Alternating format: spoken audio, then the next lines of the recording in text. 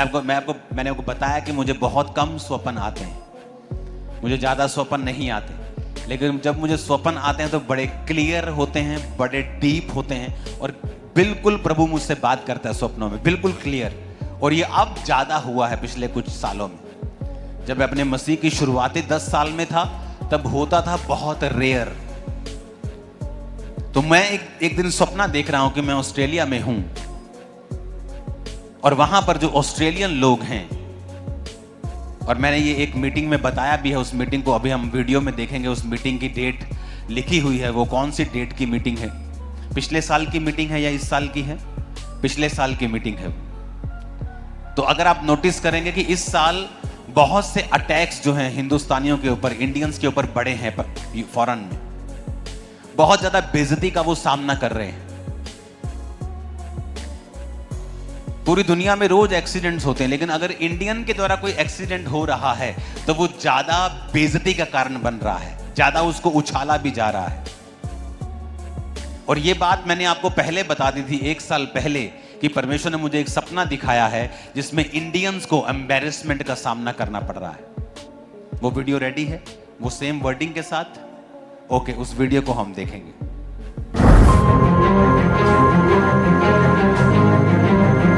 जैसा कि परमेश्वर के वचन आमोस 3 अध्याय उसकी 7 आयत में लिखा है, इसी प्रकार से प्रभु यहोवा अपने दास भविष्यद्वक्ताओं पर अपना मर्म बिना प्रकट किए कुछ भी ना करेगा।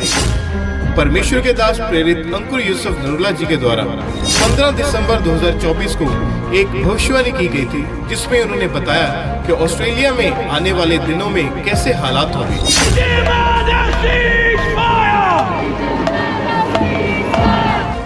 दूसरों ने इन विरोध प्रदर्शनों की निंदा करते हुए उन्हें नस्लवादी बताया है और कई लोगों का कहना है कि प्रवासी खतरे में हो सकते हैं।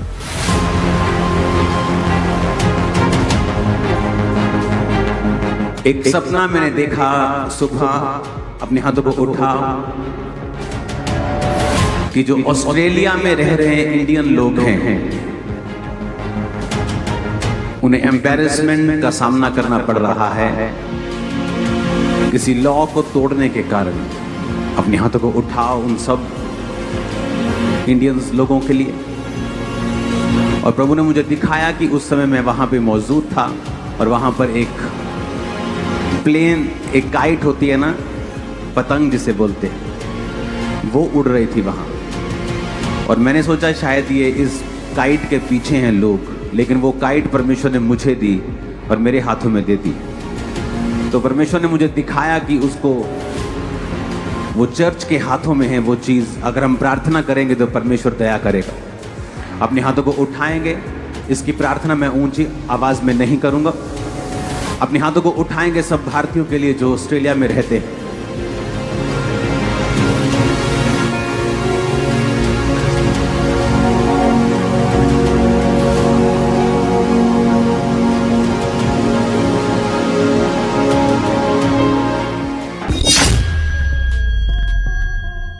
Sydney, Melbourne, Brisbane, Perth, Adelaide और कैनबरा में रैलियों को बढ़ावा देने वाले फ्लायर्स और वीडियो एक्स और टिकटॉक जैसे प्लेटफॉर्म पर वायरल हो गई।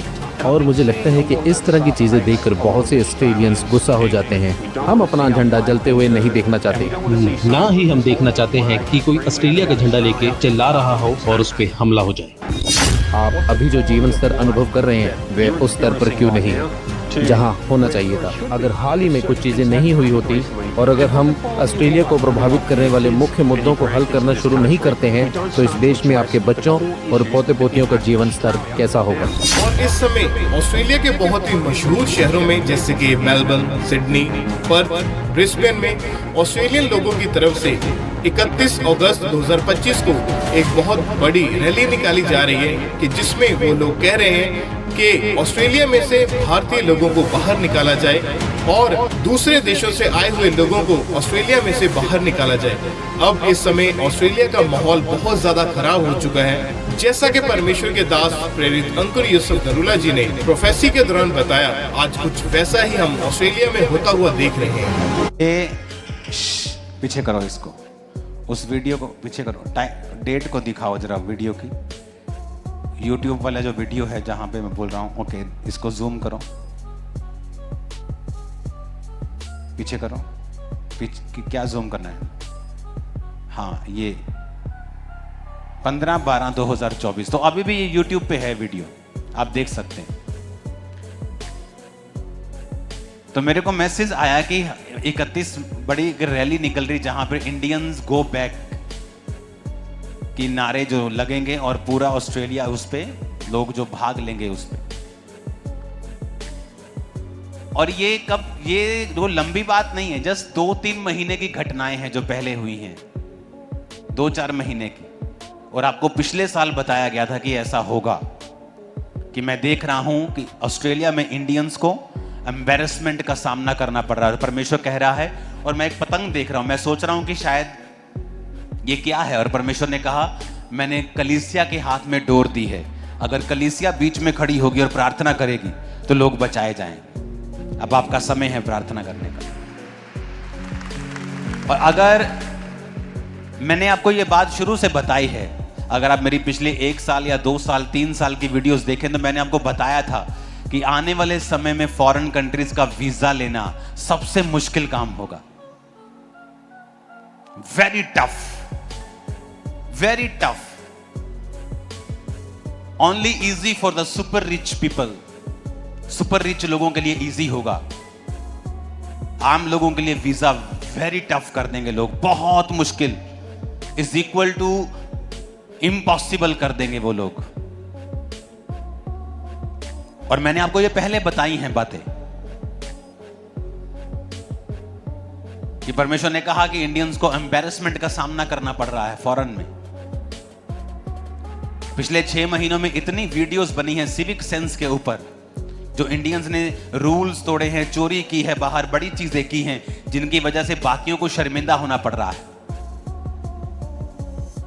और ये चीजें आपको पहले से बता दी गई थी कि आपको प्रार्थना करनी है, क्योंकि मैं एम्बैरेसमेंट देख रहा हूं।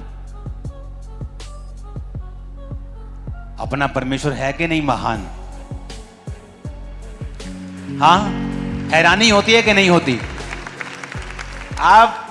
आप समझेंगे कि मैं भी कई बार अपनी प्रोफेसी को भूल जाता हूं, करके भूल गया मैं। मेरे को टीम ने याद करवाया कि वो आप, क्योंकि मेरे को मैसेज आने शुरू हुए कि 31 वाले दिन क्या पड़ता है, शायद 31 को संडे है, क्योंकि उन्होंने कहा कि हमारी चर्च जो है अगले संडे नहीं लगेगी ऑस्ट्रेलिया में, क्योंकि वहां पे रैलियां होने वाली हैं, तो इंडियंस लोग जो आएंगे तो वो उनको तंग कर सकते हैं, इसलिए हो सकता है कि अगले संडे हम चर्च ना लगाएं उधर।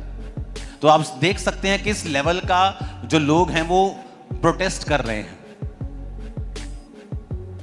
परमेश्वर ने कहा था ये अंत के दिन की निशानियां भी होंगी। वो सारी चीजें हम अपनी आंखों के सामने पूरी होते हुए देख रहे हैं। 2019 के बाद का जीवन दोबारा कभी नहीं आया हमारी लाइफ में। चीजें बदल गई हैं, कोविड के बाद सब बदल गया है। बिजनेस वैसे नहीं रहे, लोगों के हार्ट वैसे नहीं रहे, दिल वैसे नहीं रहे, सेहतें वैसी नहीं रही, मेंटल लाइफ वैसी नहीं रही।